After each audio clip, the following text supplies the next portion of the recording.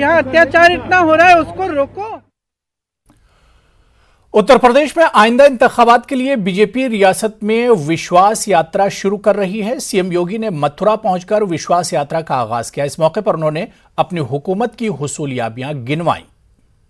Party ने पिछले 4.5 वर्ष के दौरान प्रधानमंत्री मोदी जी के मार्गदर्शन में उत्तर प्रदेश की हमारी भारतीय जनता पार्टी की टीम और सरकार ने, यूपी की टीम ने प्रदेश के अंदर लोक कल्याण का,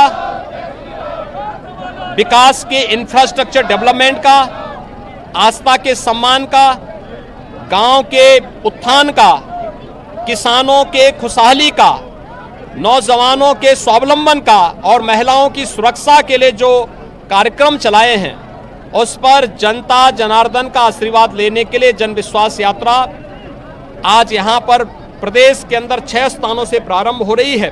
और ये मेरा सौभाग्य है कि पावन धाम मथुरा से इस यात्रा को शुभारंभ करने का सौभाग्य मुझे प्राप्त हुआ है। हम जन विश्वास पर खरे उतरे हैं और जनता जनार्दन का आशीर्वाद प्राप्त करने के लिए हम लोग एक